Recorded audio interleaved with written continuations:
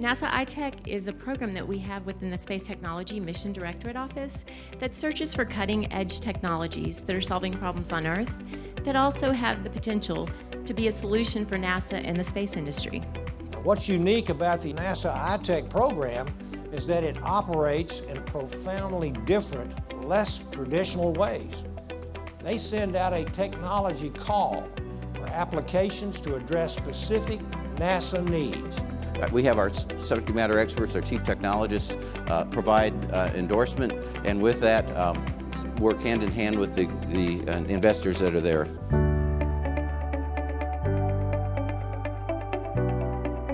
Entrepreneurs need courage to do what they do. They need to have quite a bit of endurance to be able to withstand the pressures of being an entrepreneur. And they really need an ecosystem in their surroundings to help them move that technology forward. Normally when you submit a proposal, you're never going to get the opportunity that you get to sit down with our chief technologist across our agency. And that's critical. It's critical for the entrepreneurs.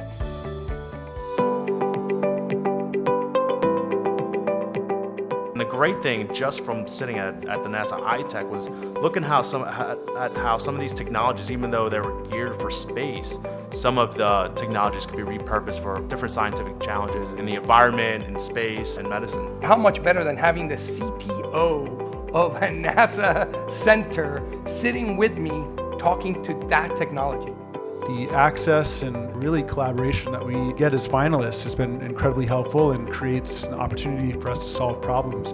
The beauty of it is those discussions are coming back with literally the technologists and the experts right now in the industry.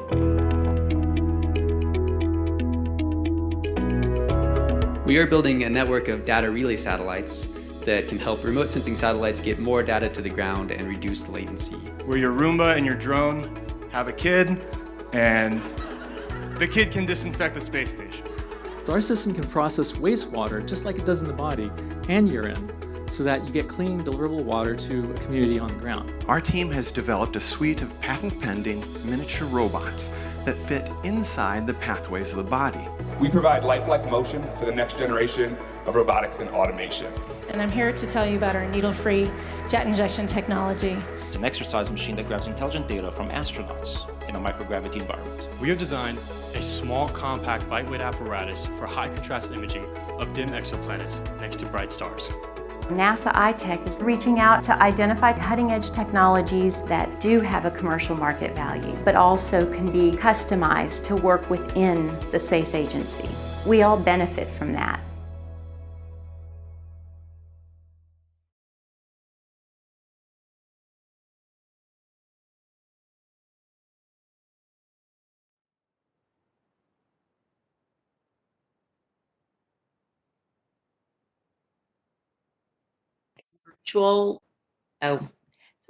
Hi, I'm Kira Blackwell. Welcome to the NASA iTech virtual live stream edition of our iTech Ignite the Night events. I just want to welcome you and mention that a couple logistics. We basically have people that are on the chat line, so we'd love to hear where you're watching from. If you want to just give us a shout out on the either live stream or YouTube channel and let us know where you're watching from, that would be cool information for us to know. NASA iTech was developed with the hopes of creating a new model for entrepreneurs to engage with government agencies like NASA. I rolled out this program at NASA headquarters in collaboration with our center chief technologist almost 4 years ago. Some of the technologies have actually spun into NASA, and they're providing a solution for us that we hadn't really already developed.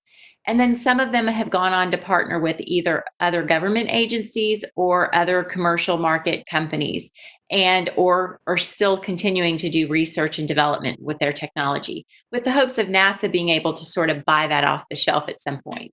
The reason why I'm sharing that with you is I think it's kind of important to let you know those are the things we're looking for, and those are the things you can see today is companies developing a technology for both a commercial market application as well as a potential use for the space agency. So let's look at what the agenda is going to look like today. I think it's going to, there we go. So as you can see, this is sort of our agenda for today. We've got a great lineup of companies and as well as judges that are here sitting on a panel that are going to evaluate the technologies. Next slide. I don't know what happened. Screen just disappeared. Okay. So I basically told you we search for companies developing technologies that have basically an application for the commercial market as well as a potential to solving a problem for us. Next slide. And what makes what we do unique is that we align the technology that's being developed for a commercial market. We look for ways in which that aligns with what NASA's needs are. And often, if you really look closely, a lot of technologies do have a dual use if you sort of look into that. And we go out and we actually find the innovators, except when we're quarantined. We obviously aren't going out right now, but we do go out into cities throughout the United States to search for innovators because we believe innovation can happen anywhere.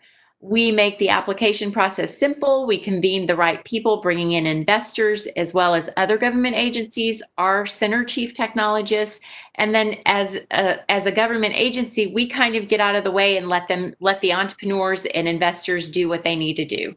Next slide.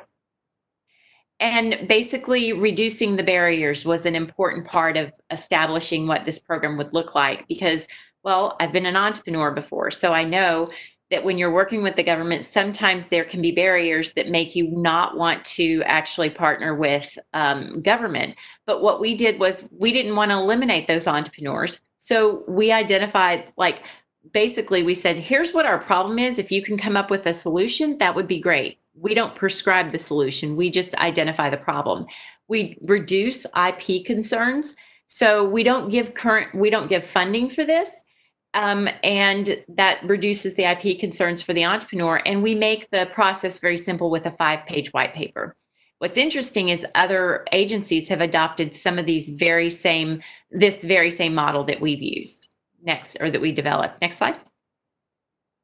And so twice a year, we develop focus areas twice a year. And within those cycles, we have what those focus areas are. What I have to say is interesting is that most of them fall within the X factor category. You know, I learned my lessons by my mistakes. And so the first time I did one of these, I didn't have an X factor category. So there were entrepreneurs that sent emails and said, we would have applied, but it didn't fit cleanly in your focus area. And so I thought, well, your technology would have been great. So I didn't want to eliminate one of those entrepreneurs being able to apply. So I decided at that point in time, we need to have an X factor category. Next slide. And so over the almost 4 years, those companies that have participated have reported having raised after participation about $500 million of private investment dollars, which is pretty substantial. So has it been effective? I think so, in helping to move the technologies forward. And those are decisions that the entrepreneurs get to make on their own. It's not something that the government gets involved with in terms of who they can or can't partner with. But that's really outstanding, that number. Next slide. And so basically we have 3 Ignite the Nights that feed into one forum. For those Ignite the Nights and for our forum, we'll have 25 semifinalists. So the winner for today will advance as a semifinalist. They'll be in the top 25. Then we'll sit down with the center chief technologist and we'll identify 10 of the best companies that will present at our next forum. Next slide. And so this is sort of our innovator reach, where a lot of the innovators have come from, where some of the finalists have come from. They've been outlined in yellow. So you could see that there's some states that, I don't know, clearly we're not reaching with the innovators, but and those are some of the other countries that have actually applied. Next slide. And here's some of just if you wanted to get a glimpse of the names of some of the companies. It's pretty impressive. Next slide. And so these are some of our companies that have actually transitioned. And so I'll just say Dimer UVC Innovations, they're actually developing a technology where they can disinfect planes. They also disinfect operating rooms and hospitals with their UVC light, and we want them to disinfect the International Space Station with basically a drone, a mixture of a drone capability. You saw them on the video. I think she's telling me to hurry up. Anyway, You're good. Okay. Anyway, so in Duralock, they're actually working with several of our centers where they believe that their fasteners can be used, but they're also working with some other major contractors of NASA and for the military. And One Milo, they're developing a smart rapid test that actually is an antibody test that they're working with the CDC. They got FDA approval for the emergency use approval for theirs. And when they ran the test with Johns Hopkins, it was 98.2% accurate. So obviously it wasn't for COVID-19 when we met them, but they transitioned very quickly to try and provide a solution for our country. Momentous, they actually received $25 million after they were selected as one of the finalists. So they're providing a capability that NASA will need in the future. And so we want to see our entrepreneurs successful because we know that they're developing things that could be useful for NASA. Next slide. And so here's our future sort of schedule. We've had to adjust it quite a bit because of this small thing that's happening across the country. It's called a pandemic. Nothing any one of us could have ever anticipated. So we've actually moved all of our Ignite the Nights to virtual, where they would have been in certain cities, and we've actually pushed our forums out. So we'll have 2 back-to-back basic forums so that we'll be able to, when we have the investors in the room, we'll have the top 10 entrepreneurs also in the room with them. So we felt like that was a better use of the time. So here we are. Next slide. We have a great panel of judges. I'm going to actually pass it off to Robin, and she's going to highlight those judges. They're going to introduce themselves because I don't know what order she's going to do that in. And so let's have David introduce yourself, please. Yes, hello. My name is David Alexander. I'm the director of the Space Institute at Rice University in Houston, Texas. Pleasure to be here. Thank you. Angelo? Hi, my name is Angelo Del Fiore. I'm a founding partner at HP Tech Ventures. Thank you for joining. Cheryl? Hi, my name is Cheryl Foyle. I'm a venture capitalist that owns Finite Capital. Thank you. Peter Hughes. Hello, this is Peter Hughes. I'm the Center Chief Technologist for the NASA Goddard Space Flight Center. Glad to be here. Thank you. Thank you. And Richard? Dr. Richard Benassi. Hello from beautiful Tampa, Florida. I'm the director of the Tampa Bay Wave Accelerator Program. Thank you. Aubrey? Hi, everyone. My name is Aubrey Paris, and I'm a Science and Technology Policy Advisor at the U.S. Department of State. Thank you. Harry? Hello, I'm Harry Partridge. I'm the Chief Technologist at NASA Ames. We're located in Silicon Valley, and it's a pleasure to be here today. Thank you. Saskia? Hi, I'm a senior infection prevention epidemiologist here at Honor Health in Phoenix. Thanks so much. Marin?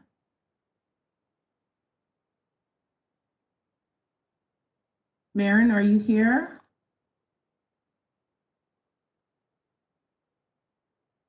Okay, and let's go to Ramona, please.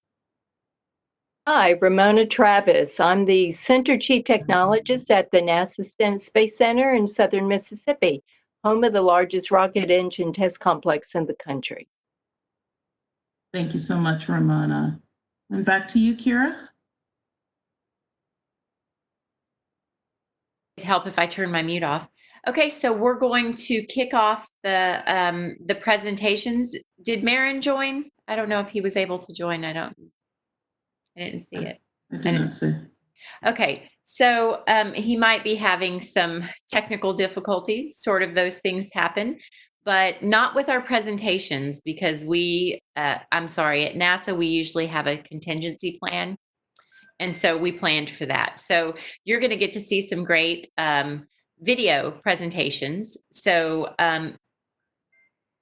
Marin, we can't hear you. He just said he introduced himself. So Robin, do you see him on there? He's caller in user 2. Call in user 2. And it looks like he's muted. Can you help him out, Robin? Okay, there we go. Hi, can you all hear me? Yes, now we can. Oh, great. I apologize for the technical difficulty. My name is Marion. I'm with the Office of Science and Technology Advisor to the Secretary of State. Thank you, Marion. Thank you. I just didn't want you to miss that. So we're going to go, Robin, I'm going to hand it off to you so that you can begin the presentations. If you want to go ahead and start, and I hope you guys enjoy this. We're going to actually just run through the presentations. At the very end, all of the judges will ask questions. So they'll have about, each judge will have 3 minutes to ask questions for all of the entrepreneurs, so individually. So I hope you enjoy it.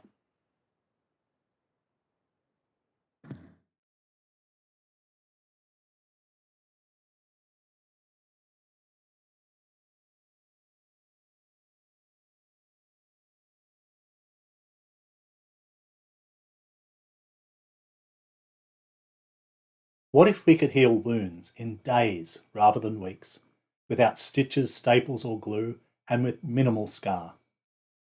Hi, I'm Jared Chris, CEO of Rapair Medical Devices, based in the Northern Rivers of New South Wales, Australia. I work with a team of award-winning postdoctoral researchers and medical doctors with over 25 years clinical experience, and we have developed technology that rapidly repairs damaged skin. In fact, in a human clinical trial of excision wounds, we were able to remove stitches within 24 hours. Normally, these stitches would need to remain in place for at least 10 to 14 days. Wound repair hasn't changed much since the Egyptians started stitching wounds together over 3,500 years ago. Current methods, including stitches, staples, and glues, are painful and traumatic, as I'm sure many of you know. They require training and skill to apply, they take weeks to heal, and 10% of patients are left with a bad scar that can impact mobility and have a lifelong effect upon their physical and mental well-being. The rapid repair wound dressing is a huge innovation. It is simple and painless to apply. No local anaesthetic is required. It can replace stitches, staples, and glue. It is lightweight, non-invasive, non-toxic, and has a long shelf life of 10 years. Our patented dressing projects a virtual scaffold into the damaged skin so that the molecules flowing into the wound can align as they would in undamaged skin. This dramatically reduces healing time and produces a minimal scar. This photo from our trial was taken a year after treatment. The left side of the wound was closed using conventional stitches. The right side was treated with our dressing. You can clearly see the difference in scar outcomes. The global wound care market is worth $20 billion with over 6% annual growth. 35% of this market is in the US. We are a self-funded startup with forecast initial sales for the second half of this year. We have received non-diluting grant funding through the Australian Government CSIRO ON program. We believe our dressing would be ideal for space missions. Not only would it increase healing outcomes, but it would reduce the amount of sutures, needles, anaesthetics, and other dressings that would need to be carried.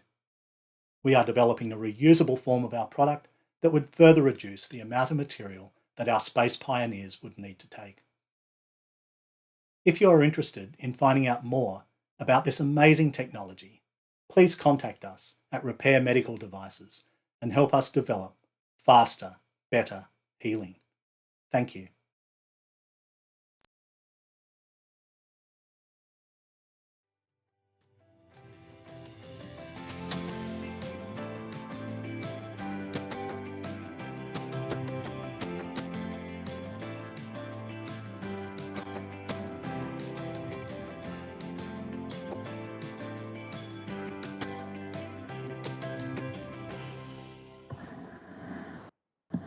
Next up is Western Sydney University.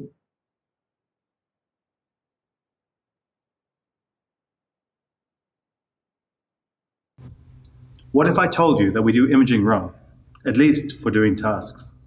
This is not a camera. That's a camera, and that's an important difference. See, what you're looking at here is a biology-inspired visual sensor, and it offers a whole new way to approach imaging. I'm Greg Cohen, an associate professor from the International Center for Neuromorphic Systems at Western Sydney University. I'm the algorithms lead for a research group with over 20 academics, ranging from silicon chip designers to neuroscientists. And we design, build, and apply neuromorphic sensors like these. Sensors that work in a completely different way to conventional cameras. The pixels in these cameras are independent and asynchronous, generating data only in response to local changes in light. This means that there are no frames, no exposure times, no saturation effects, and no motion blur. Take one of these sensors and point at a static scene, and you'll get no data. Only when something moves do the activated pixels send you information. Compare this to a conventional camera, where we pull frames out at a fixed rate, regardless of what's going on in the scene. By contrast, these cameras push data to us only when something happens. And if we build our processing in the same way, in this event-based way, then we only need to process when something happens, saving computation, bandwidth, and most importantly, power. And we aim to bring the computation and the sensing as close together as possible into the silicon. This gives us specialized imaging sensors that are built to do their task and only capture the information needed to do that. This makes these cameras energy efficient and low bandwidth, making them perfect for space applications. They also overcome lots of the problems with conventional cameras because, like our eyes, they can work across a wide range of illumination. Take the example of docking a spacecraft, where you can have a bright background and a dark foreground, or vice versa. Normal cameras saturate, ours don't. Integrating the processing into the sensing system allows us to use the movement of the sensor to sense even better. For example, we can track satellites and map the star field behind them in real time, do high-speed detection and classification tasks, and even see through obstructions like clouds and bushes. Applying this technology to visual tasks that are well-defined will get us closer to the power efficiency, the adaptability, and the robustness of biological systems. And we are already doing that. We build and operate mobile containerized observatories that use these cameras to become tolerant to motion. And we, in collaboration with the United States Air Force Academy, have a confirmed spot in the International Space Station for 2 of these sensors next year to study atmospheric phenomena. This will be the first time neuromorphic sensors will be used in space, providing us with space heritage for our sensors. Over the last 2 years, we have received over $10 million in fundamental research funding for the science behind this technology. We've retained all the intellectual property, and now we're looking to commercialize our research. This is our future for imaging, and it's here now.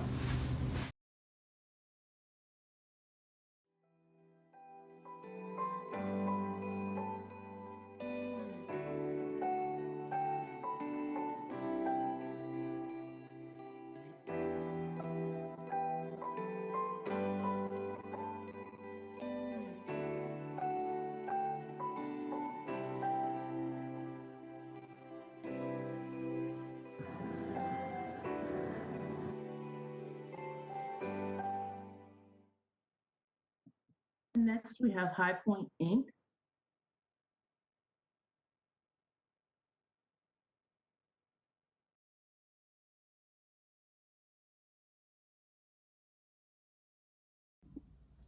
Hi there. HyPoint is a manufacturer of the next generation hydrogen fuel cell system. Everything goes electric: drones, robots, moving and flying machines. The main drivers of these markets are mobility, compactness and energy density. Now, the main powertrains are built on lithium batteries, which have a fundamental tech barrier.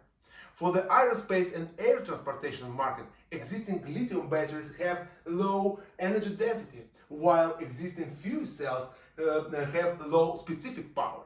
It means there is no power source on the market which can satisfy both requirements in the same time. Our next generation fuel cell system is able to achieve specific power more than 2000 watts per kilogram and energy density more than 1000 watt hours per kilogram. Our development based on 7 years of R&D, 15 patents and know-hows. The new powertrain is based on our own innovation: HTPM membrane, a lightweight bipolar plate, catalyst recipe, and turbo air cool system. High temperature membrane in combination with these technologies allows us to develop a truly lightweight, climate-independent powertrain with extended lifespan. In addition, our system can be fueled with low-quality hydrogen. All of this essentially cut operational costs. And we have already validated with majors on the market that the pain is real, we provide real value, and we are working with an underserved market segment. HyPoint is actively working with them and have already signed $4 million in LOIs. Starting from 2018, we have developed and commercialized the best-in-the-class lightweight fuel cells for the commercial UAV market with total revenue almost $1 million. For the next generation fuel cell system, we validated all parameters in our lab. According to our development plan, we will be ready to supply a new powertrain in 2023. The total addressable market specifically for air transport is $25 billion. And we see a big interest from top-tier companies like Honeywell, Boeing, and etc. And I would like to focus on obvious project candidates with GPL and NASA. We submitted an application to the Lunar Mobility System, and we can bring a great expertise to the X-57 Maxwell project. And we are able to do so because of an exceptional team. I'm Alex, I'm CEO and founder of HyPoint. The rest of the team consists of well-known experts, managers, and science from the hydrogen industry. So, we have a technology, we have a team who has the potential to change the power sources market globally. Thank you for your time today.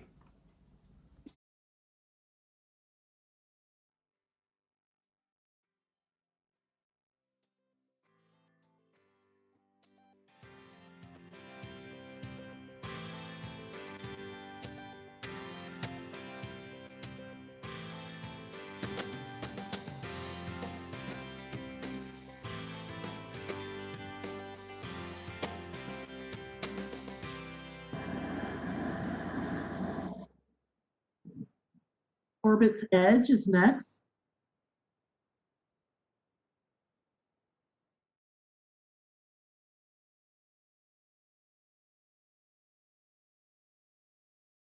Imagine the intelligence discovery we're missing by not being able to transmit all the data generated in space down to Earth for processing due to bandwidth constraints. NASA alone generates a massive amount of data every day, compounded by data from the DoD, commercial satellites, and CubeSats. There's just enough bandwidth to keep it up. It's low and expensive. The problem grows as lower launch costs generate exponential satellite growth. The solution is processing data at the edge in orbit. OrbitsEdge satellite provides a data processing infrastructure at the source. We provide computing above the clouds. My name is Sylvia France, and I'm president of OrbitsEdge, and we're proudly located on the space coast of Florida. Often we're asked if we're an aerospace or an IT company. We're a hybrid. Our team has extensive experience with DSI, Apple, Sun, IBM, just to name a few. Our solution aggregates from multiple sources, scrubs it, and performs analytics with AI. We then send down relevant, streamlined intelligence to Earth or potential space destinations. As an example, NOAA concluded 70% of the ocean is covered by clouds. By using OrbitsEdge, only clear and relevant images are analyzed before communicated. Our proprietary sat frame is a hardened enclosure designed to protect state-of-the-art technology from the harsh environment of space, removing the 10 to 15 years for ruggedization. It will provide 1,000 times more computing power than current space-grade systems. The sat frame provides power, thermal control, radiation shielding, security, satellite-to-satellite communications, relay, avionics, and IoT integration. It can also be attached to other satellites for onboard processing. Analytics and high-performance applications in space predicted to be $4 billion in 2020 and growing to $18 billion by 2030, according to Morgan Stanley. Since the late 2018, we have been partnering with Hewlett-Packard Enterprise, whose technology has been tested on the ISS. We are in negotiations with IBM and other cloud partners to empower their customers with an in-orbit solution. Working with OrbitsEdge, organizations can get to space 3 to 5 times faster by leveraging their existing IT assets and personnel to act immediately on space-generated data without aerospace expertise. We have initiated conversations with SpaceX for a 2022 launch, followed by a constellation in 23-24. We are presently seeking a round of $5 million. For more information, please don't hesitate to call me at sylvia@OrbitsEdge.com.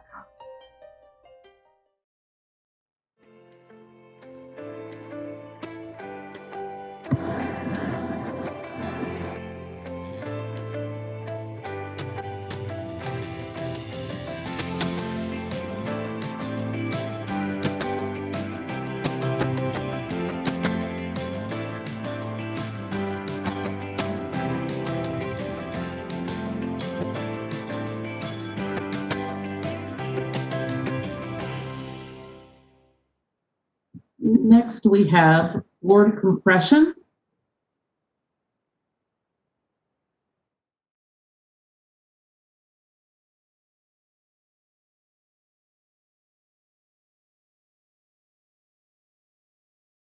For 3 years, I was disabled and unable to stand longer than 15 minutes without losing consciousness, until last September. My name is Doug Gord from Denver, Colorado, and I'm the founder and inventor of Gord Compression, a medical compression device designed to help people with various health conditions. I'm also among 3 million other Americans who suffer from postural orthostatic tachycardia syndrome, or POTS. And I'll explain that with this bottle. POTS is an autonomic nervous system disorder, and one of the main problems is my blood vessels don't constrict properly upon standing. The result is gravity causes blood to pool in the legs, and since the heart's not receiving enough blood, this leads to an extremely fast heart rate. Since the heart's not receiving enough blood, the brain doesn't either, and this leads to cognitive problems, visual issues, and for some people like myself, even fainting. Now I found this quote, which sums up POTS well.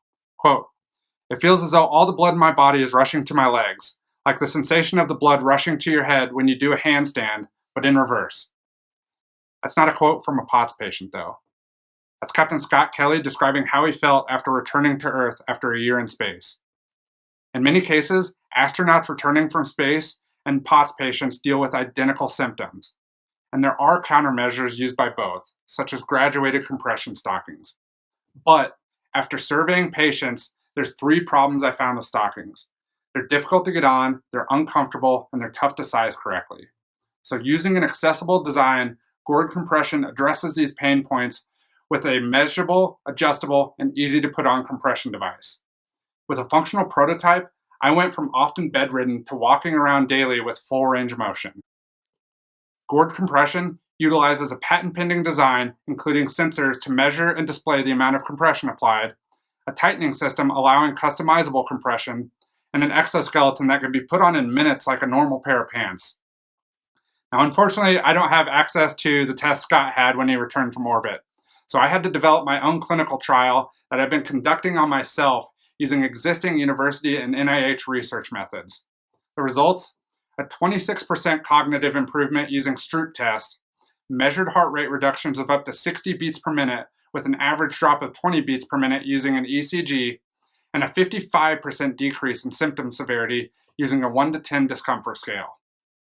To quote another astronaut, that's one small step. My focus is the next step. I'm working to build a team, then raise funding and develop a device that can go into clinical trials.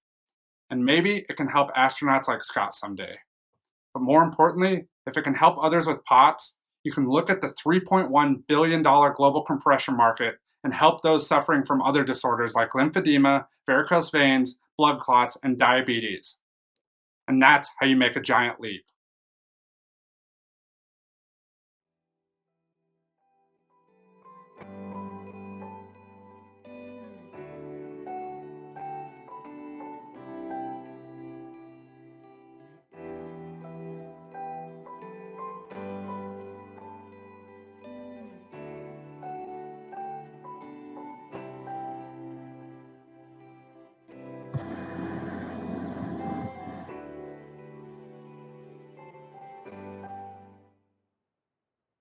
Next up, we have Torre Space and Power Systems.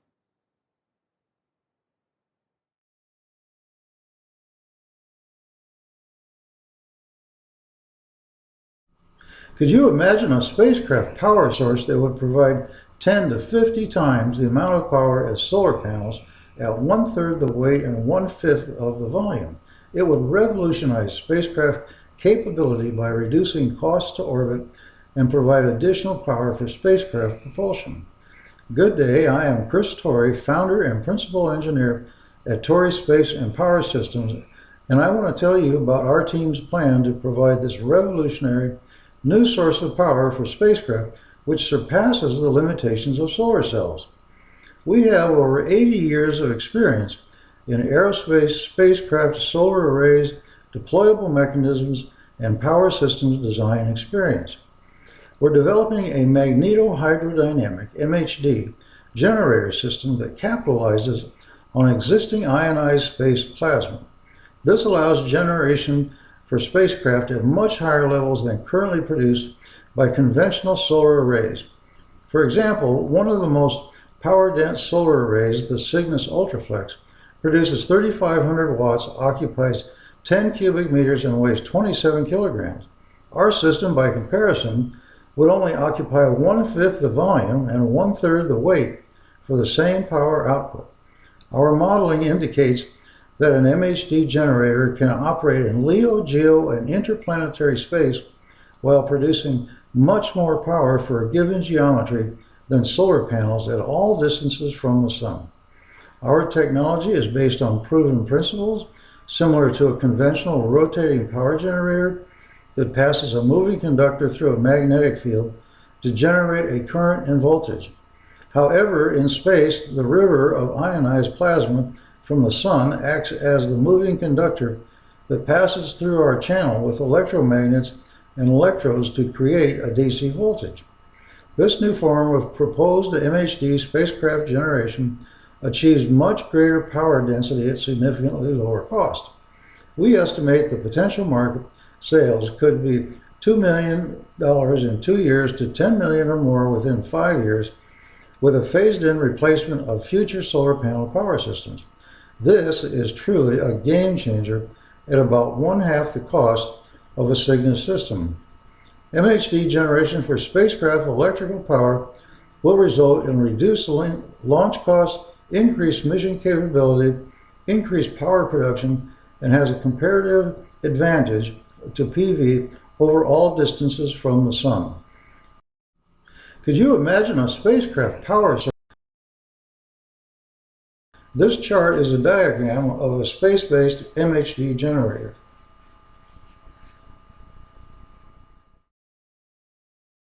Meet Mary. Mary is mute. Mary uses sign language for communication.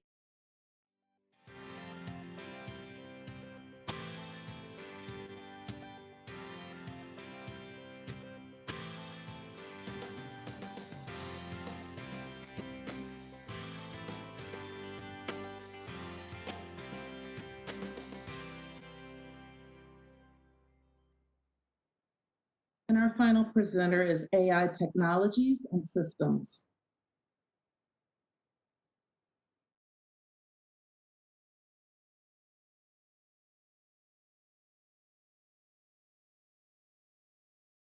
Meet Mary. Mary is mute.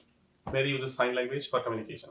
At ITS, we created a glove with sensors on the fingers and speaker on the back with AI model that can translate ASL gestures into spoken words and sentences. With that, Mary can speak to other 7.5 billion of us. Imagine her joy.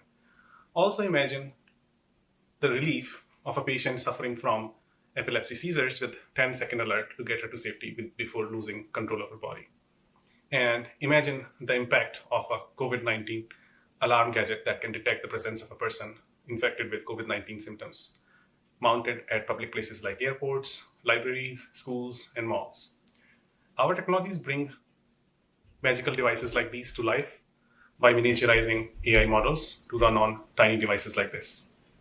Hi, I'm Rohit, founder of ITS. We are at a mission to deploy AI models into tiny devices like this.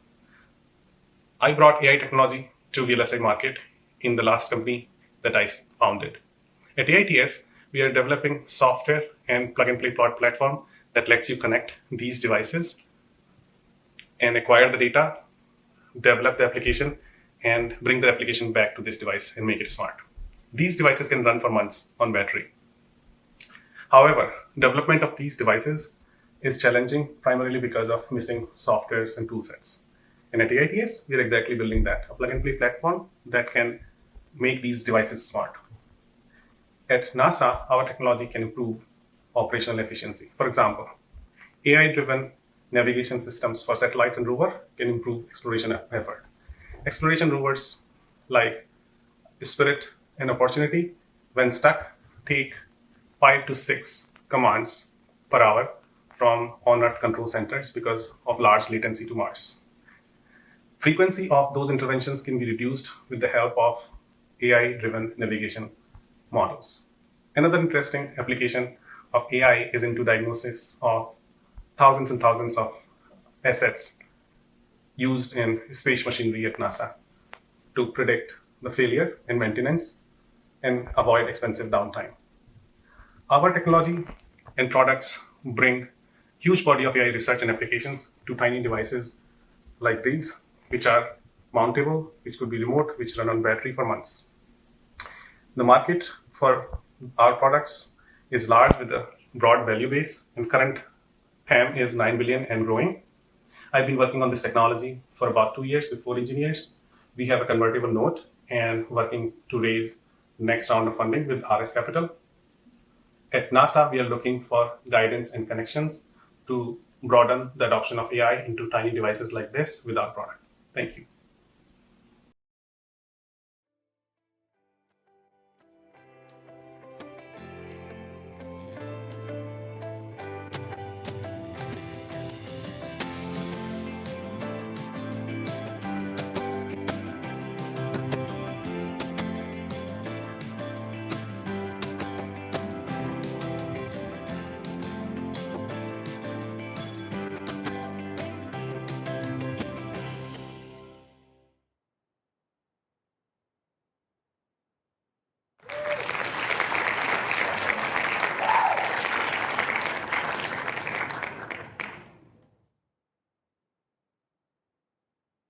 So it's always tough for the entrepreneurs to give a pitch with a panel of judges that we have. But to me, it's amazing to see the final product. I mean, we have a team of people that work with them as they're developing that pitch, and you guys did a great job.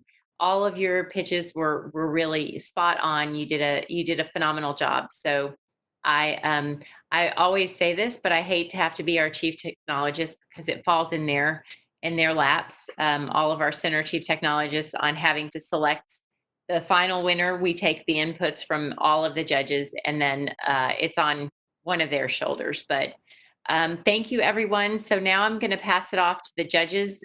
So Robin will call out judges by name on the order in which they're going to ask questions. So it's back to you. All right, Harry, let's start with you, please.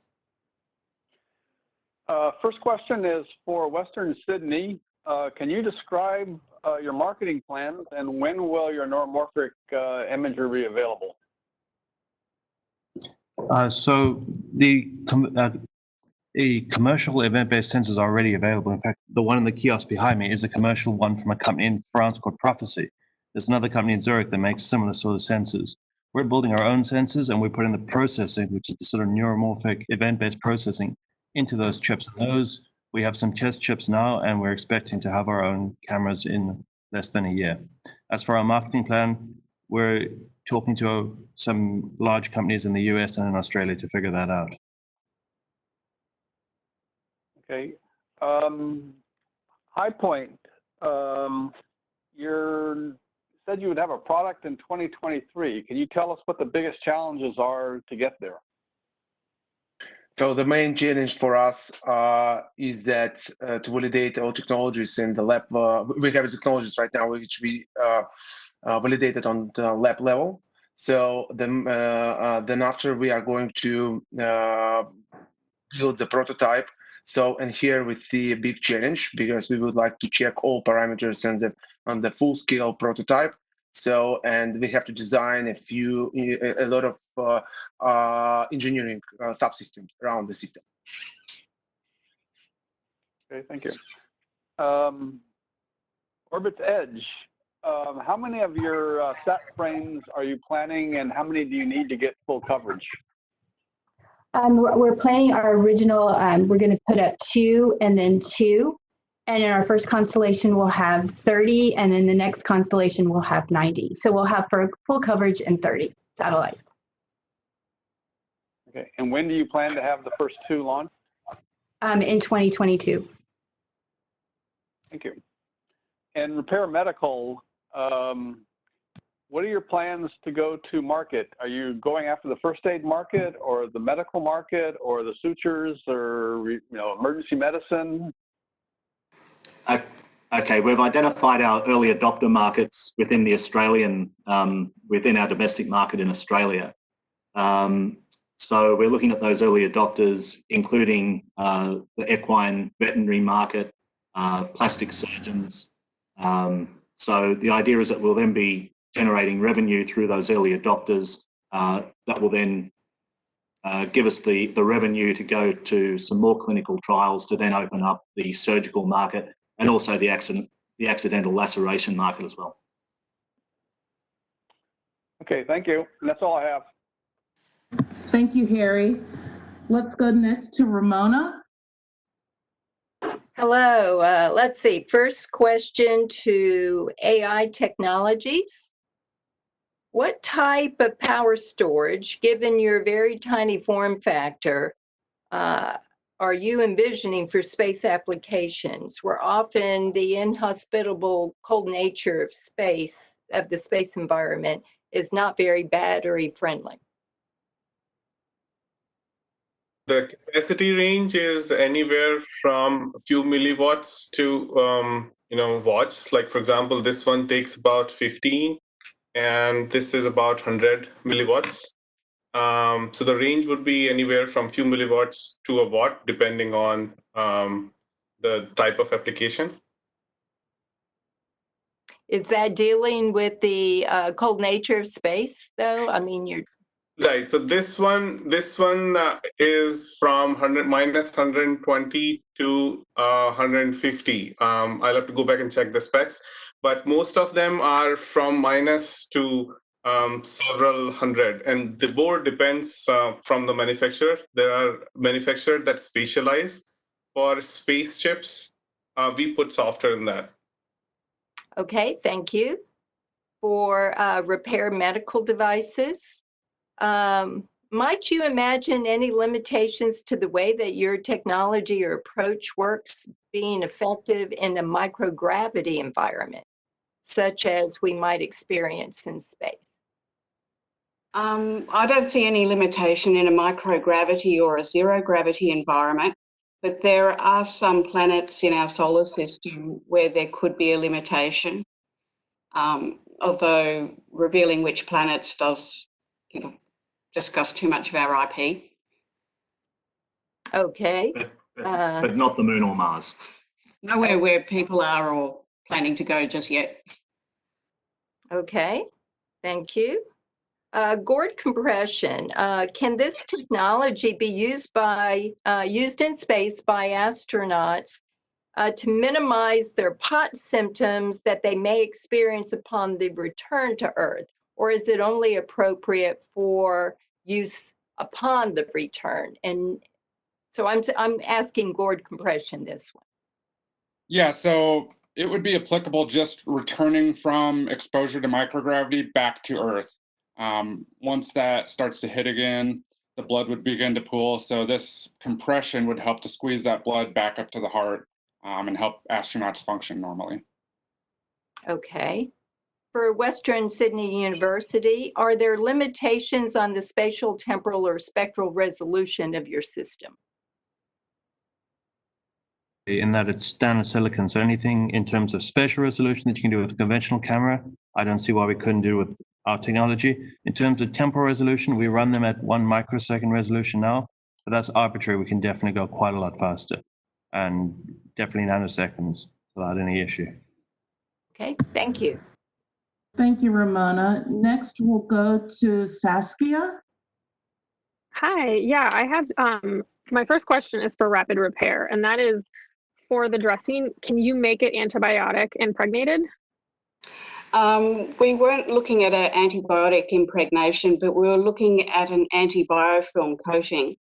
that would be a further development. Okay, thank you. And then my other question is for Gord compression. And is this, for each device, is it single patient use, or can you disinfect it and use it for multiple people? So it's for single patient use. I'm still working on how to clean this properly, making sure I can sanitize it. But as far as kind of the use time for my original prototype, I'm still using the same device 9 months later without any issues. Great, thank you. And that's all I have. Thank you, Saskia. Next, we'll go to Angelo. I'm sorry, Peter. Peter Hughes. Good afternoon. A great presentation by all the technologists. I enjoyed it all. I'm going to start with a question to the Torre Space and Power. What is the maturity, the TRL of your power generation device? Also, what is the size form of the target device, and is it scalable?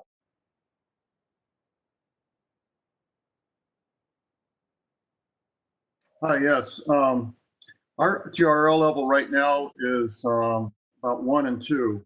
While the previous ground-based power plants that have been developed using MHD are TR level 9 and 10, ours is the first actual MHD generation used for spacecraft. And so we're putting our TR level at 1 and 2 at this present time. And how scalable do you think your end solution is going to be? Size form. Size form, okay. Yeah, our design for the first prototype system is a 3U CubeSat, which is a 3 by 6 centimeter MHD channel. It'll produce between 40 and 100 watts. Our commercial systems would have a much larger MHD channel, which would produce much more power. And we've compared it to PV on a weight and volume basis. It's about 5 times more power for the same weight and volume as a solar panel. Okay, super. Do you have any estimate of how much power can be generated per kilo of weight of your device? Yes, in fact, in our white paper, if you look at it, you'll see a direct comparison of PV and MHD generation on a distance from the sun, from 1 AU all the way out to past Jupiter. And you'll see there's about almost 1,000 times difference in our weight per kilogram. We have about 1,000 watts per kilogram power to weight ratio, power density. Okay. Thank you. I have a quick question for Doug Gord for his compression. Have you considered the market for aircraft and how your technology will be useful for pilots and any other passengers in space or in upper atmosphere, I should say? Yeah, so originally this idea was born out of aviation G suits. So I'm actually speaking with a non-government organization and exploring that concept. It's very much in the ideation phase, but that's definitely something I'm looking into. Or the idea for improving blood flow to the brain for periods of high G maneuvers and all. Yeah, exactly. Because that's where I got the idea. I was just watching centrifuge tests and watching pilots pass out, and I was like, that's the same thing that's happening to me. So great. All right, the other questions I had have been answered. Thank you. Robin, back to you. Thank you, Peter. Next, we'll go to Angelo, please. Hey, so to stay on Gord compression for a second, what are people who are not pilots or astronauts using today, and like what's the relative cost of what you're providing versus what they're doing? Yeah, so right now, one of the main, there's 3 main treatment options that POTS patients use is medication, salt and fluid loading, and then compression stockings. And compression stockings, typically for the prescription strength, run $70 to $110. And then if you need custom fit stuff, it's going to be about $150 or more. So I'm hoping to hit a price point, and I'm still early on in the prototype stage, but trying to hit a price point. My goal is to have this under $400. Cool. Okay, thanks. Moving on to AI tech. Are you going to feed back into your inference engine the training data you're going to be getting from your edge applications? Not yet. We have not enabled that so far. We are working on that. That'll be in the second release of our system, including auto ML. Okay, thanks. Moving on to HyPoint. COVID has obviously had a horrendous effect on the airline industry. And even though you're a couple of years from market, it's got to put a dampener. So what are your plans given the state of the commercial airline industry? So right now we have a partner, Zero Avia, who is developing this zero CO2 emission passenger aircraft. They have a plan to launch the first flight based on hydrogen with our system in 2023. So this is a system which can be applied for airplanes also. So it depends on development plan and when the market will be ready to do so. Okay, thanks. And then the last question is for rapid repair. How statistically significant and how widely is the data that you have in terms of proving the efficacy of your solution? Well, we've done a trial in 30 human patients with excision wounds. So yeah, we've written our research paper based on that initial trial, and we're about to do another set of trials in the coming months. Cool. Thank you. That's all for me. All right. Thank you, Angela. Next, let's go to David Rice, please. David Alexander, sorry, from Rice. Yeah, hello. I'm having some audio problems, so hopefully you can hear me. So my first question is for Western Sydney. I presume, or can your device scale to other wavelengths like infrared, near infrared, and ultraviolet? Is it your algorithms will work on those kind of cameras too? Absolutely, and in fact, that's the next thing we're looking into. If anything, I don't think you really want pictures in the IR spectrum. You're only looking for changes. I think they might even work even better. All right, good point. Thank you. And my next question is for Torre Space on the MHD device. So you've been doing a lot of these calculations based on your modeling. Have you looked at some of the problem areas when it comes to these devices, like the cross eddy currents and the self-induced magnetic field from the currents that you're developing or that you're generating from the device? Yeah, so that's a concern that we have had, and we've done a little bit of testing on it. Two is the Hall effect, and the magnetic field as you have plasma flowing through it and creating an eddy current along the sidewalls of the MHD channel and incurring losses due to that. And with the plasma, space plasma, and the conditions that exist in the space plasma, we don't foresee that as being an issue. However, we have been looking at different electrode designs that limit that effect. And what was the second part of your question? Sorry. I think that answers it. The only other related comment is how much power it takes for the electromagnet and how that relates to, especially if you're out at distant parts of the solar system.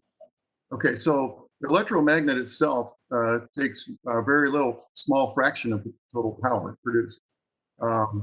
We're looking at about 1 Tesla magnetic field strength for our initial CubeSat prototype. But if you look at it on a percentage basis, it's less than, say, 10% of the total power produced for the magnetic field. I'm sorry, could you repeat the percentage you cut out there? I think Rice needs to invest more in their Wi-Fi. Yeah, I was saying that the magnetic field, electromagnet draws about less than 10% of the total power that's produced for the full magnetic field strength for the electromagnet. Sorry.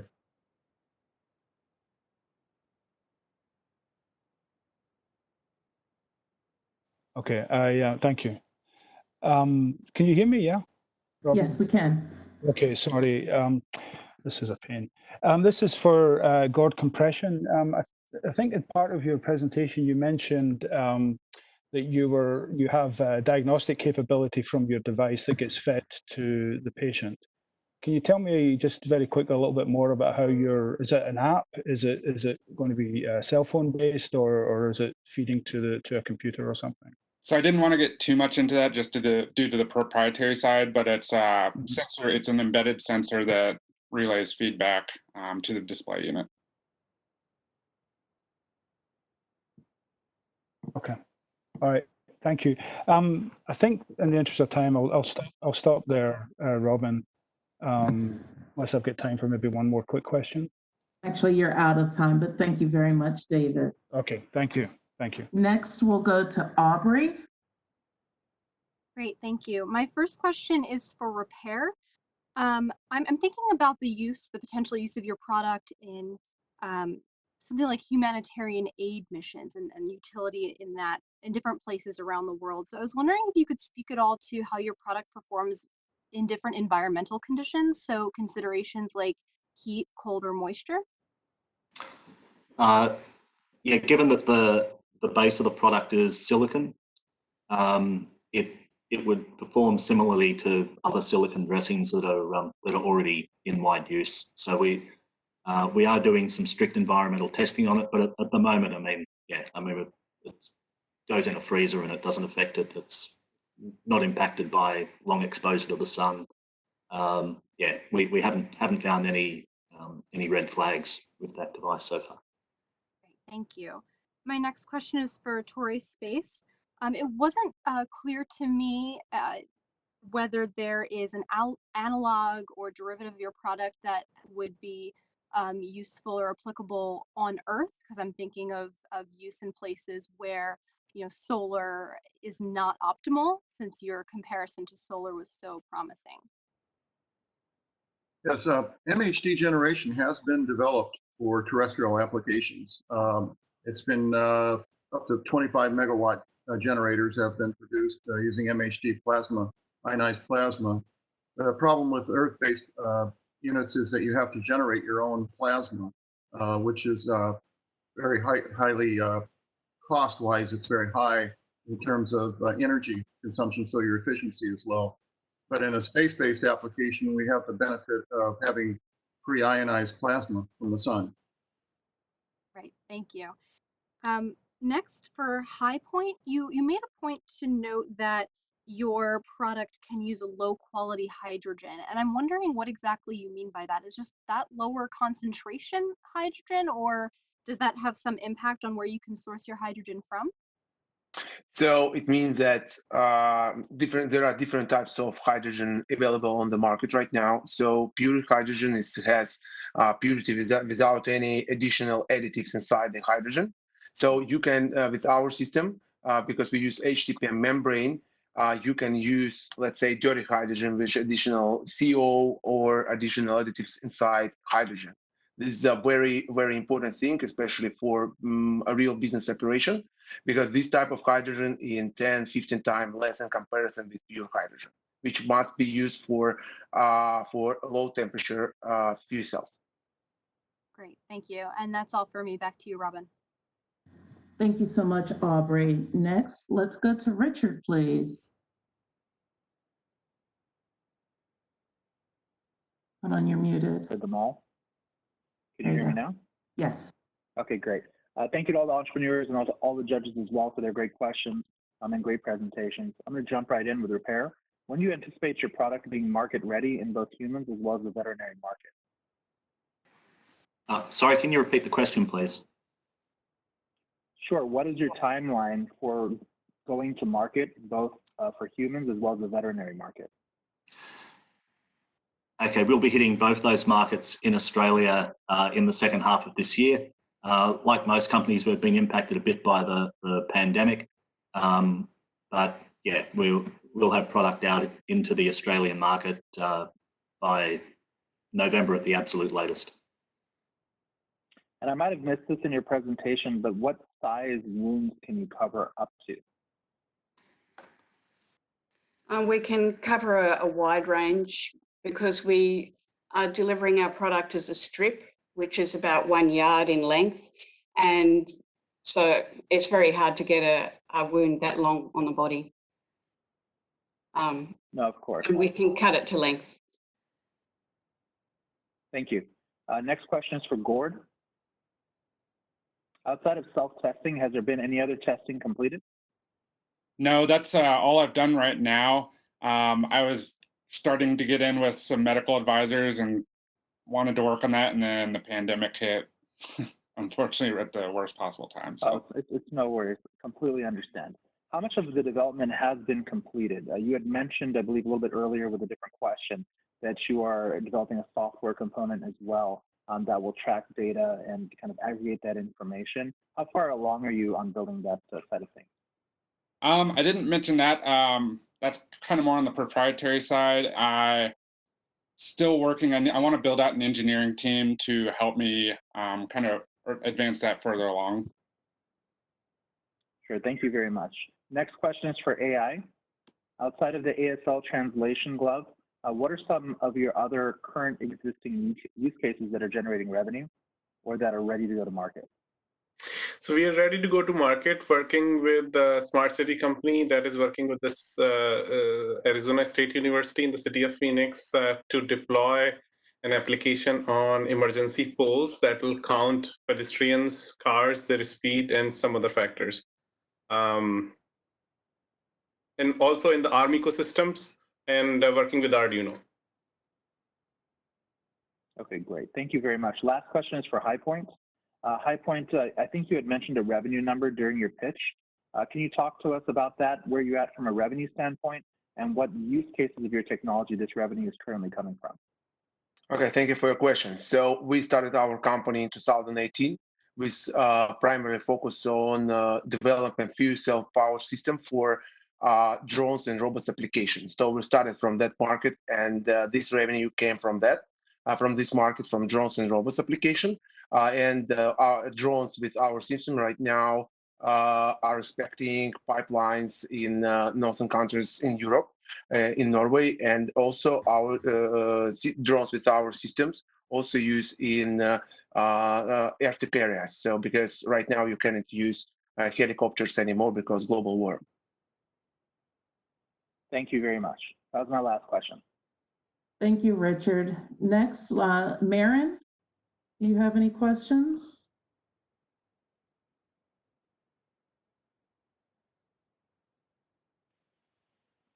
Maren? Can you hear me? Yes, thank you. Great. First, excellent presentations all across. Thank you so much for your time and for all of your great work. I have two questions. First for Rapair, and Aubrey and I share one mind. So just in addition to humanitarian considerations, also would you consider defense applications, and also specifically for our soldiers in theaters of war, in addition to conflict zones? Is that something else that you're thinking about? Yeah, very much so. We've had the opportunity to present our tech to the Australian Army, and they're also very interested in whether we can deal with blisters, because very common for military. But yeah, I mean, one of the applications we see is the ability of a soldier in the field to be able to apply this to themselves before they're even able to get back to their first aid. So we definitely see a role for it in a combat situation. Super, thank you. And for AI technologies, excellent that you're working with smart cities. Would you consider exploring, I know domestically you must be thinking about other cities here in the United States beyond Phoenix, also global cities? Is that something that's in your future vision? The parts where the applications are working in the edge and small devices. Like I said, the value base is smart. Anything you put a smart in front of is either our prospect, customer, or a user. Great. Thank you very much. Robin, on to you. All right. Thank you, Maren. Next, we'll have Cheryl Boyle. Hey, first question is for Rapair. How does your technology work for people that have scarring issues like keloid issues, or that have collagen deficiencies like Ehlers-Danlos syndrome? We have tested it in Australian Indigenous people, and they are very prone to keloid scarring, and we found a remarkable improvement in their scar outcomes, which is why we're looking at using it for the plastic surgery market. In people who have some deficiency with the collagen production or how the collagen is metabolized, it could be that the product needs to be used a little bit longer. Otherwise, we can use it just for 24 hours and it does a huge job. Okay, thank you. Thank you. Next question for Gord. I know one of the big issues with pots is that people often become deconditioned and then they can never get back into good enough shape. It's a terrible cycle. Do you believe that your product is rugged enough to be used for exercise and other conditioning therapies? So I've actually feel that I've been able to build up my lower body and core strength just being able to be more active. And I haven't tested this out, but I'm confident if I wanted to do a dead sprint down the street while wearing this, I would have no problem doing that. Great. Next one, Western Sydney, could you expand a bit on your business model for me? So at the moment, we're a research institute, and one of the focuses for the next 2 years is commercializing this technology. So at the moment, we're really looking for applications and people to invest. At the moment, we're doing quite a bit of space situational awareness tracking for the Australian government, for example. We use these cameras to make mobile observatories. So you can just put them down and start doing observations, for example.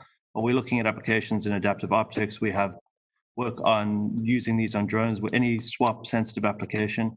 We have a few commercial projects that I probably can't talk about just now, but we're looking to solve bigger, anywhere where you need to do a task, we can use our technology to do better than a camera can. And that's where we're looking to expand into.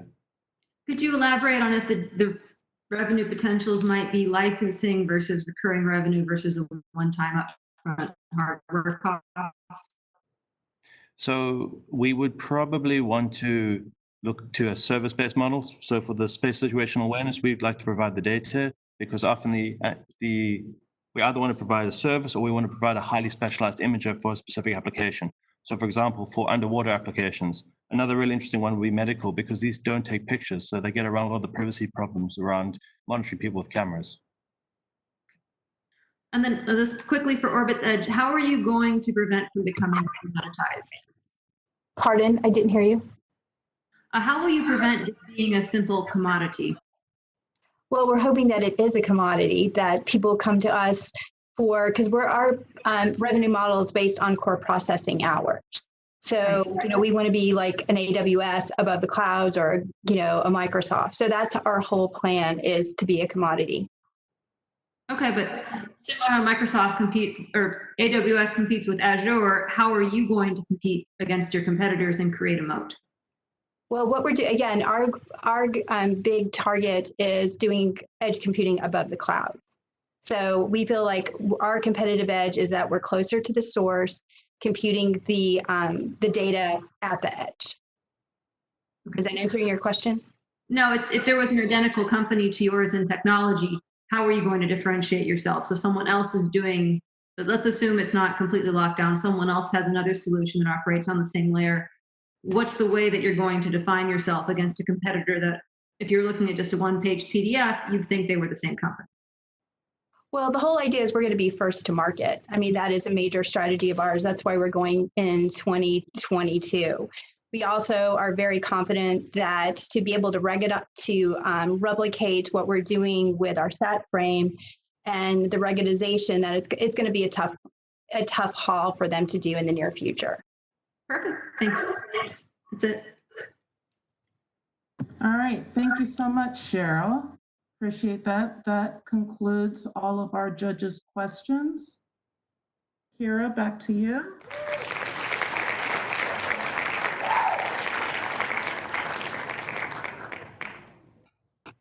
Hi.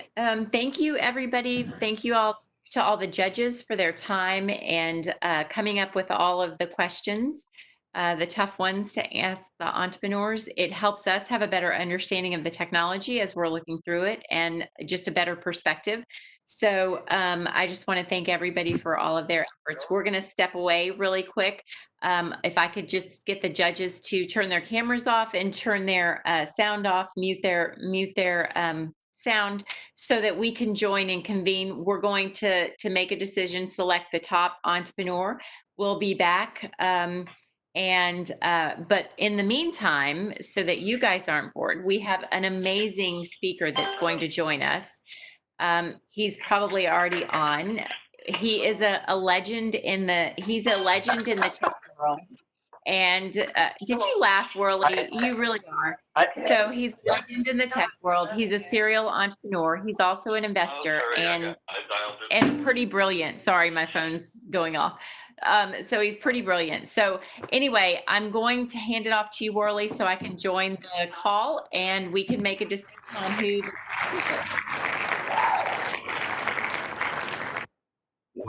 Where all those people are. Well, look, first of all, I want to thank Kira and NASA for having me today to talk. I always think it's kind of pointless when I talk because I basically just ramble about all of the stuff I've learned doing startups and being a part of them and investing in them that may or may not be useful to a lot of the entrepreneurs. The way we want to do this is we have about 15 minutes. I'm going to talk for part of that time, and then I'm going to answer questions from the entrepreneurs that we're judging today. So if you gave a pitch, you get to ask a question. We probably won't, hopefully you'll all have questions and we won't have time to go through all of them, but that's how we're going to run it. And the thing I wanted to acknowledge today more than anything is that we're going through this incredibly challenging time, both as startup founders and investors, and just as human beings. And so when you think of the effects of, COVID on the economy and the fact that we're not doing this event today in person, we're doing it remote, and all of the repercussions, right? I mean, the oil prices have dropped and travel and hospitality is getting hit, et cetera, et cetera. I wanted to talk to you guys as startup founders, and I wanted you to realize that while there's a lot of gloom and doom in the media, while there's a lot of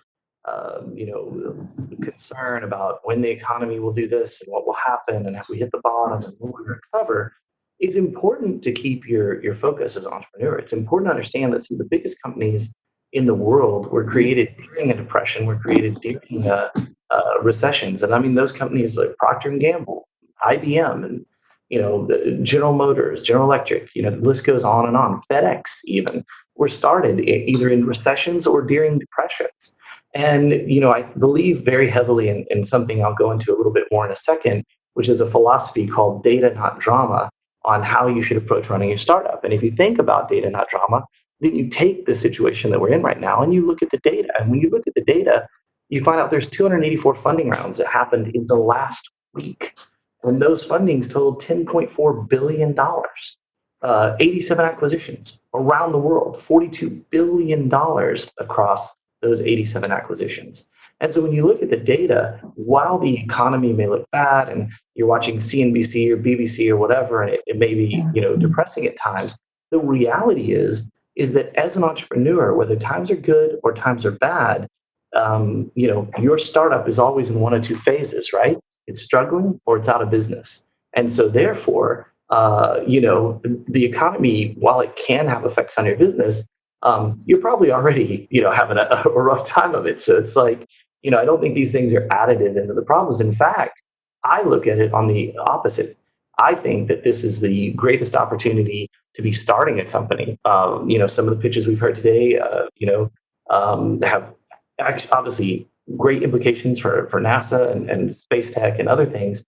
But there's a million other opportunities outside of that. So I think this is a very good thing. And I think that it's very important to keep, our focus, not to be overly positive, be realistic, but to understand what we're talking about here, which is if you think of these great multi-billion-dollar companies that were created in these downturns, sometimes they related to the things that were affecting, creating a recession or depression, and sometimes they weren't. And either way you go, we live in the greatest time to be alive in the history of humanity.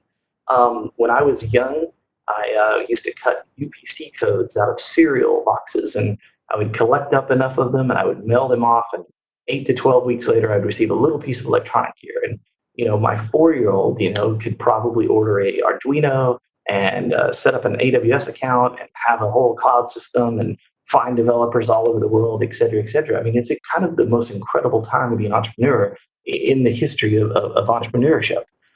So with that, I kind of wanted to give kind of 3 things I think are really important to keep in mind as you're building and growing your businesses. And then I wanted to give one story. And so the first thing is, you're not a business, you're a startup. So businesses versus startups. This is incredibly important. Investors invest in startups as if they're a business. And this is fundamentally a misalignment between entrepreneurs and investors.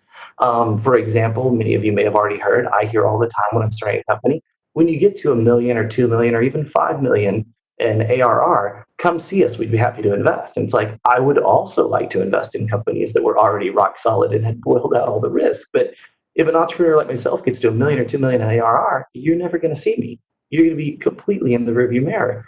But it's really important to understand that dynamic and that you're being judged as a business against business criteria when you're really in this incredibly creative, incredibly flexible, constantly moving and changing startup environment. And so it's really important to delineate between the two of those. And I think that's, just something that cannot be stressed enough.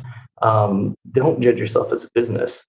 Judge yourself as a startup. And I can answer questions about that. Like I said, we're going to save a few minutes on the end for that. The second thing is, when you're managing your startup, whether you're managing your people or the relationships, there's a very big difference between control and influence. And with everything I try to do, I would rather influence people, partnerships, customers, than try to control. Whenever you try to control something, it's always bad. It's like ultimatums, never really ends well. And understanding the difference between control and influence and the dynamic is really important. A lot of times as startup founders, you're going to hire people who are very excited they're at a startup. And maybe they came from a big corporation. The reason they're excited is going to be that they now have the opportunity to give input. And the one thing you don't want to do is kill that input. You want to be able to hear all of these different ideas. And it's very easy for people to make quick decisions on, I'm the startup founder, I control everything, this is my idea, it's my vision, it's your dream. And it is, and that's wonderful.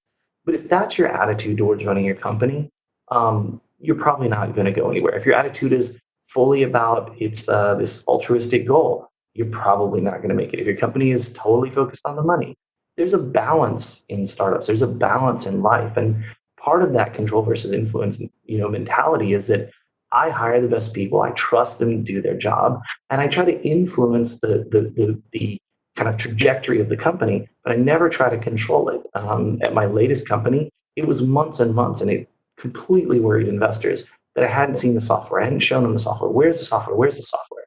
But I had one of the best software teams on the planet, and I trusted them to do their job. And I stayed out of their way until they were ready to show me where they were at. I did my job as founder. I communicated the vision internally, let them start building the product. And then I influenced it once they were ready to show it to me. And I focused my time on what I need to be doing, the evangelism of the company, making sure everybody's getting paid, the benefits, et cetera, et cetera. And this leads to a lesson I learned from one of my best mentors, Tom Bishop, XPEL Labs guy. When I had a job in 1997 at IBM, I got promoted from principal engineer into management. And he took me for margaritas and he said, let me ask you a question. I want you to take the time to answer this. Do you want to be a manager or do you want to do what managers do? And I thought, well, that's a pretty simple question. It kind of sounds like a dumb question. I didn't quite get it, but it's incredibly important. Do you want to be a manager or do you want to do what managers do? In other words, do you want to have manager on your card and tell your wife and kids you're a manager and it's on your LinkedIn and stuff? Or do you want to answer the call, for example, when we have an employee commit suicide? What about somebody who's getting a divorce? What about all of the myriad of problems people have in their lives?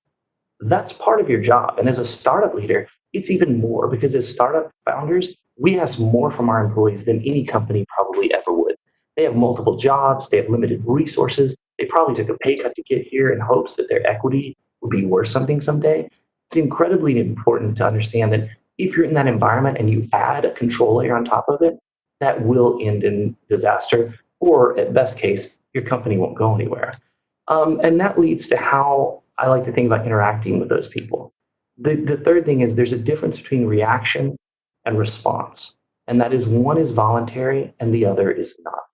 And so when you think about that, somebody comes to you with an idea, that employee that's so excited to be there, it's very easy to say no. It's very easy to shoot ideas down.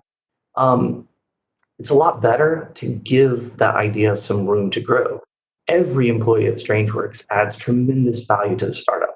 And as the founder, that value comes to me more than anybody. So I want that, they want that, I want to share that value back with them. But often, and I still mess up all the time, in every area of life, it's very hard to choose between reaction versus response. And the difference is, probably articulated in another story. Apple at one point, in the not too distant past, had an issue, antenna gate. You hold an iPhone, the antenna bars drop, your body's a big bag of water, forget the science, it's devastating. It was on every news channel, everywhere in the world. It was going to be the problem that killed the iPhone. And Steve Jobs didn't make a comment for weeks because that was a response he was preparing. And when he did have a comment, he brought all the reporters into a room and he showed them his $100 million antenna facility. He showed everything else and he said, I reinvented the entire phone and the entire way it worked. I guess now I have to fix the networks they run on too, right? And it was brilliant. Fast forward, Tim Cook is CEO, who's a phenomenal CEO, one of my favorite CEOs of all time, so certainly not slamming him. But we had another problem. They're making so many iPhones and people are working so many hours, they're literally jumping off of buildings to their death. And Apple immediately put out a letter and immediately put out a solution.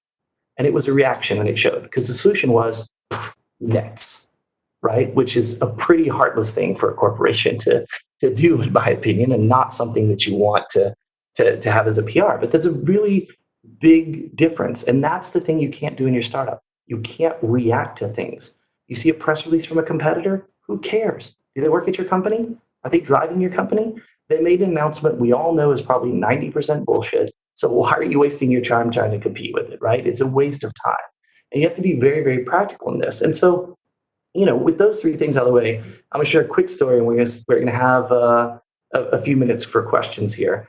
And that story is about probably the most underwhelming / extremely important thing startup founders can think about. And that is the law of unintended consequences, right? It's not what you know, don't know rather, that will kill you when you're doing a startup. It's the things you know so much better than everybody else and you're 100% sure you're right. And that will destroy your company.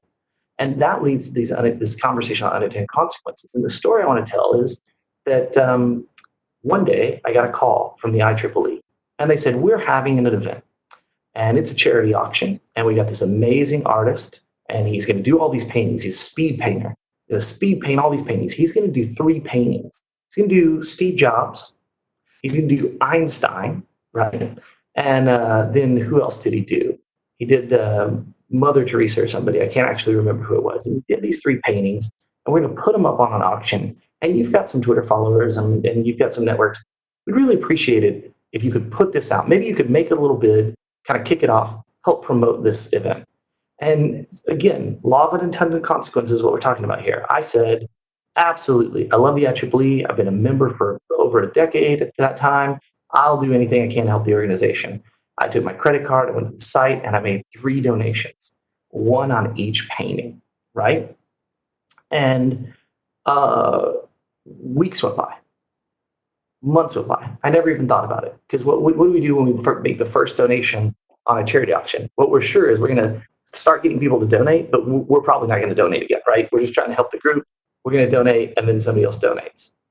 So months go by, and I get a call from my then employer, Goldman Sachs. We had just sold our startup to Goldman Sachs, and the call was about a giant package I had received. And I wasn't expecting a package. There's like, it's huge. And I have no idea what this is. And I had been traveling on the road, and I got back the next week to find this box made of wood, like very heavy, very big. I mean, maybe, this big by that tall. And I thought about it and I couldn't figure out what it was. What was it about? And so the unintended consequence that happened was I tried to help the auction by donating, $100 or whatever it was on these paintings. And Einstein sold in minutes, like $1,200 or something. The other painting sold almost instantly. And what I found when I opened the box was that I had become the unintended proud owner of a giant, extremely mean, evil-looking painting of Steve Jobs.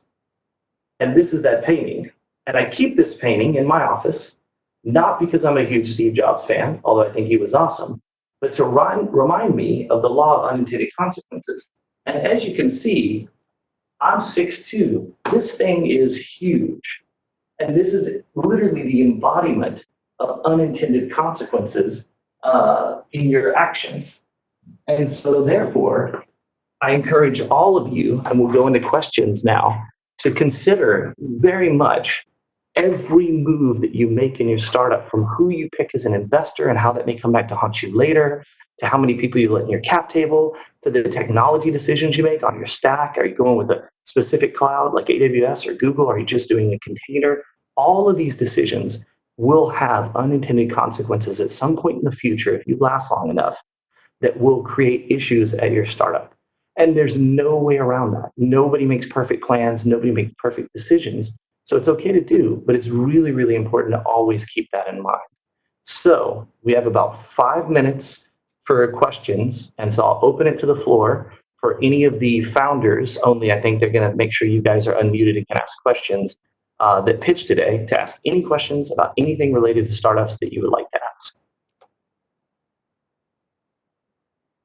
First question, anyone? I can go. I think with my specific device, but I think this helps with kind of everybody in general. There's a lot of other disorders and a lot of other options that I could chase.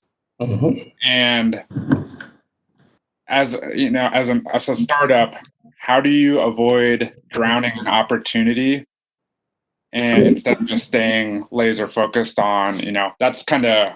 Yeah. I mean, so Doug, first of all, that is an excellent question, right? And when you think about that question, you have to think, this is why when you go to VCs, often they want you to do that one thing really, really well. It's because they also know founders, and they're very worried about that kind of focus being spread across multiple things. I like to think of it as early in the process, you explore as many of those things as possible. So maybe there's 30 options, and you pick 10 of them and you explore them, and you're going to find that it resonates in one area, perhaps the condition that you've picked, right, for yours. And then you can kind of drill down that path. Those others then become ancillary, right? They become optional things that you can do. I like to think that, the way I handle that is I use a application on my computer to keep notes. And what I do with those notes is whenever I have one of those crazy ideas, I don't necessarily run down to my development team and say, I have an awesome thing we could do with our product that's nothing we said we were going to do with anybody else. I write it down and I think about it and I research it, and then I keep that. And often what I find is that by capturing all of those, but not necessarily having to explore them, then later we come around in a cycle where that comes up and that idea becomes appropriate. And then we have a solution that hasn't been completely thought through, but that I've put some amount of thought into. I also find that time, which is not only good for diligence in a market or an investor, looking at a startup, is very, very valuable. So you want to capture all those things, but you have to focus.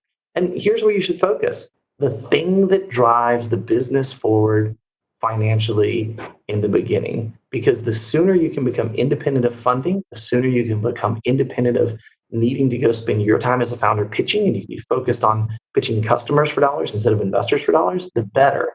And so, that may mean you have to focus on 2 or 3 for a while, or maybe 4 or 5.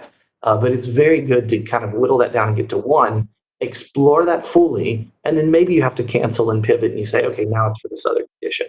But that's a really, really important thing for startups. I sincerely appreciate that question. Do we have any other questions? Yeah, maybe. Yeah, I've got a question for you. My name's Chris Torre. How do you cross the hurdle from a startup with an idea to needing funding to develop it and have a product that you can demonstrate and test? So that's great. So I break it down a little bit differently. So first of all, hardware is hard. The thing I learned at working in Apple in R&D at the last part of my career there was hardware is much harder than software. As a software guy, it's very easy for me to say, oh, you prototype it and there you go. Hardware can be extremely difficult, but you don't have to have the final product to demo to customers to show the value. The idea of prototyping is that you build just enough of it so that I don't have to use my full imagination to understand the value of what you're talking and creating. And in doing that, it also opens you up to a lot of other things.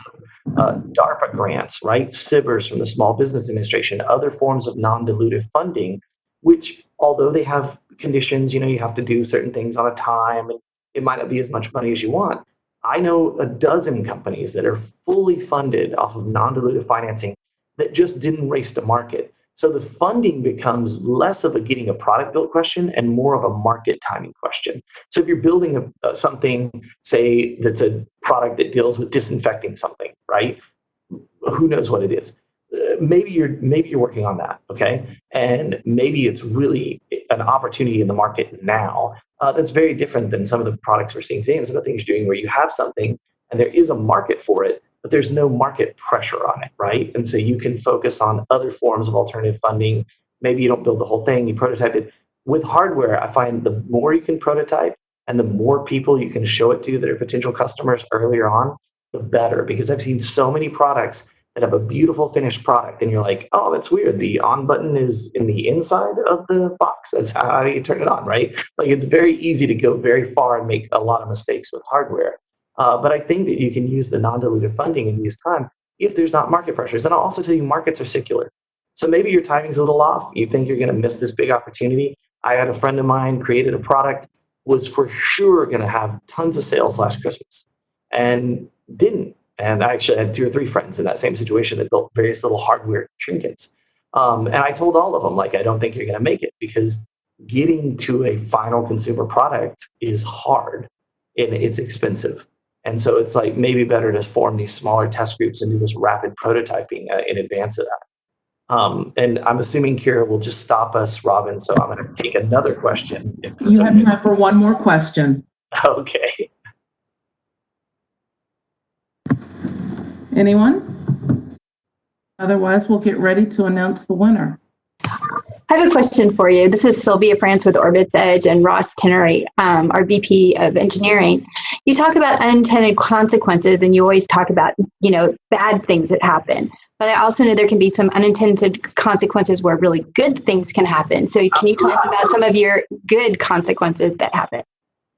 Yeah, I mean, absolutely. When we sold our last startup to Goldman Sachs, we sold it on the 1-year anniversary. And we took a meeting with someone from Goldman Sachs who was there because we had sold a previous startup and they were there to manage our money. And we had no interest in dealing with anybody to manage money, right? Like no interest at all. I'll do that myself, thanks. And but we took the meeting out of courtesy. And that meeting led to, we were kind of bored in it. And that meeting led to us telling this woman, Allison, about our new company and what we were doing and how excited we were. And she just happened to have been in a class on realizing, opportunities, unforeseen opportunities for the business with one of the heads of strategy. And she left that meeting and went immediately and said, I found this little company. They're doing stuff with retirement. We don't understand. It's crazy. The last company, the guy had mind control skateboards and taser drones and it's finance. And I don't understand it. It's absolutely nuts. And that led to them watching us and that led to them talking to us. And then I went up there to think I was going to pitch them on being an investor or even better, a customer. And that ended up at the end of that week being an offer to acquire the entire company, which ended up closing on our 1-year anniversary, frankly, for a better IRR and return and everything than I would have ever expected. And that was a really happy unintended consequence, right? We were going to blow that meeting off and we just happened to randomly have the time and take it. And, I cannot tell you how wonderful having we had a fintech company where everybody said, you're never going to make it. You don't understand the SEC. You're a bunch of software guys trying to get finance. Like this is a ridiculous endeavor. It was incredibly hard to raise any money for it.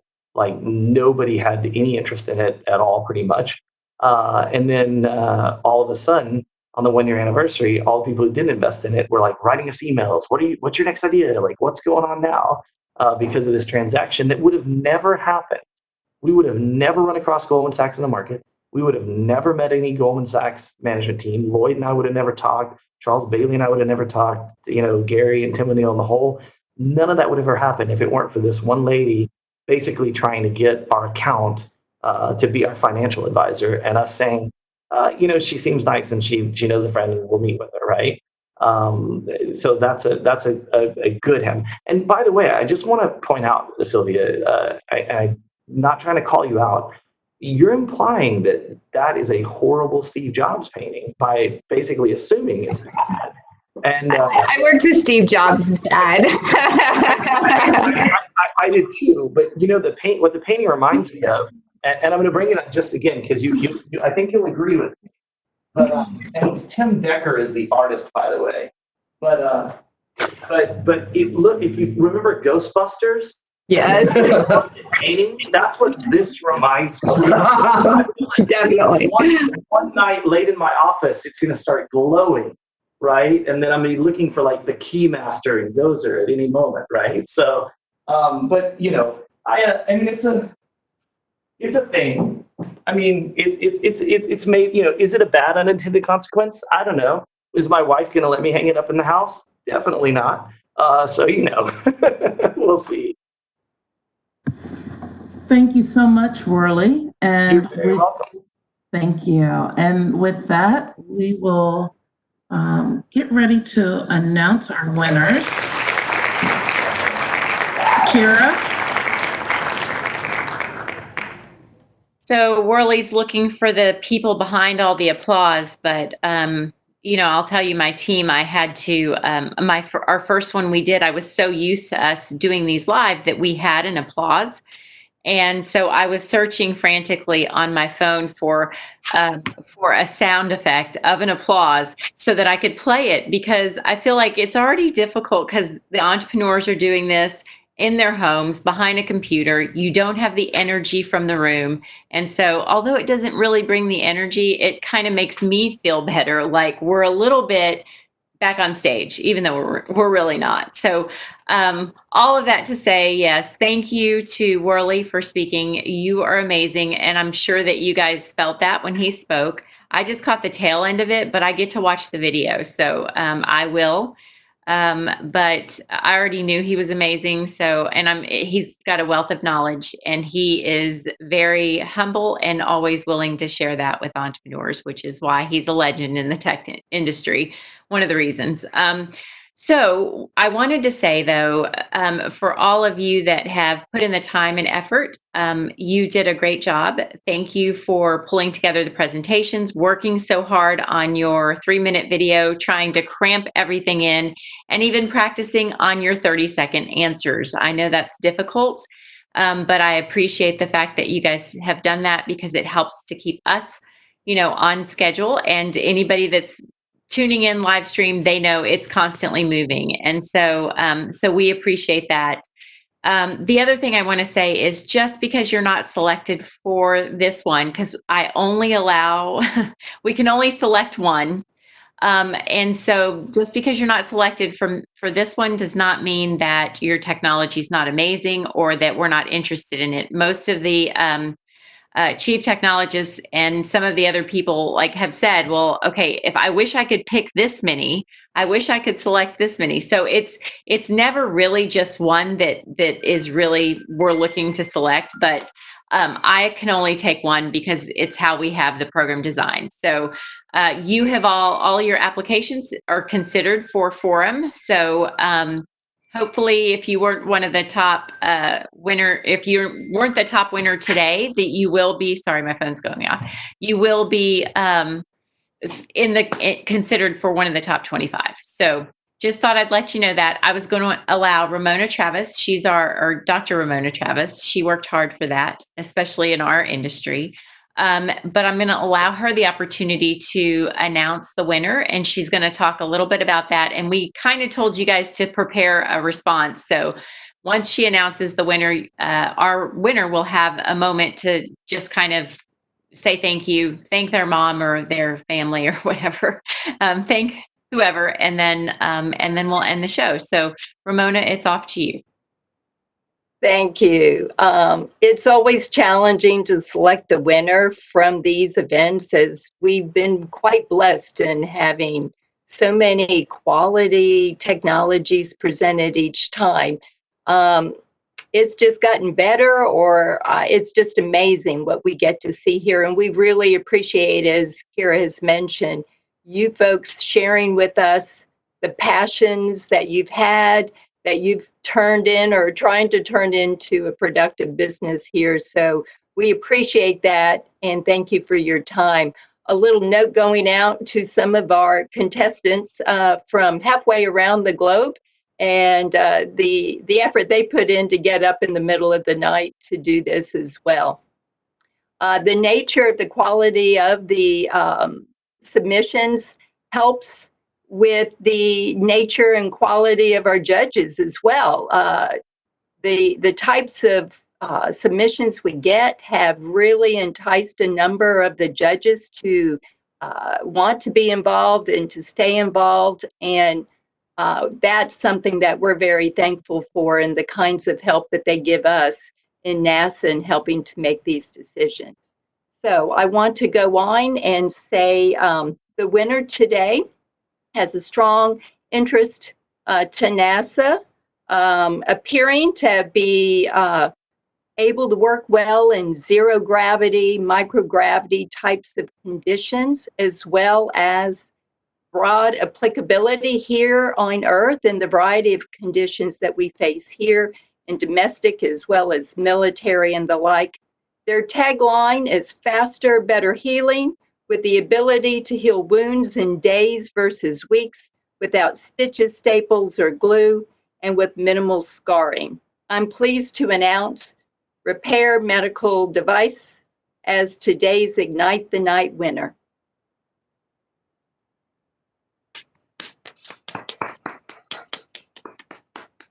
I think we I'll pass it off to you folks for your comments. Thank you. Thank you. Just amazing. First of all, thanks to all the other contestants today. We really didn't expect to win because so much of your technology is just so applicable to what NASA's doing.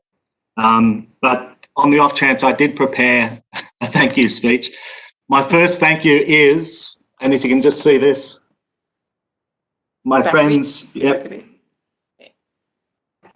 Just giving a plug to Space Services Australia. They're friends of ours, Chris and Brenton. They were the ones who suggested they told us about Ignite the Night, and if it wasn't for them, again, it's one of those serendipitous things that happen. We're working with them on an accelerator program, and yeah, so big thank you to Chris and Brenton. Next, I'd also like to thank the CSIRO ON program in Australia. That is a startup accelerator program, and they've helped us develop our product to the point where we're ready to go commercial, and also big help with preparing pitches. A big thank you, of course, to the NASA iTech team. First of all, giving all us entrepreneurs a chance to demonstrate our tech, particularly Kira and Robin, and also Tom and Jen, who generously gave of their time to help us prepare our pitch. Thanks to our families and friends, all their love and support. Special thank you to our son, Robert, who not only was our cameraman for our video, but he also did post-production, colour correction and sound. Very talented young man. I have to thank the other members of our team who aren't with us today. So Dr. Nella Rosic and Dr. Joanne Bradbury, both excellent postdoctoral researchers working out of the Southern Cross University in Australia. And yeah, they're very much part of our team as well. And finally, I'd like to give a huge thank you to my beautiful wife and partner, Dr. Rosemary Craig, the inventor of this amazing technology. She's put in over 10 years of hard slog researching and developing this tech, and hopefully her vision will lead us all to faster, better healing. Thank you. Thank you. Thank you. I don't know if we have an applause. I thought we would have another one, but I guess not. But I will say thank you, everyone who joined. Thank you to all the judges for your participation, for you volunteering your time to help with this. You know, it adds a lot of value getting the feedback from you and your expertise for the entrepreneurs as well. And so so this is us signing off. Thank you for joining us, and we'll see you at the next either live or virtual one. Thanks, everybody. Thank you. Bye-bye. Bye.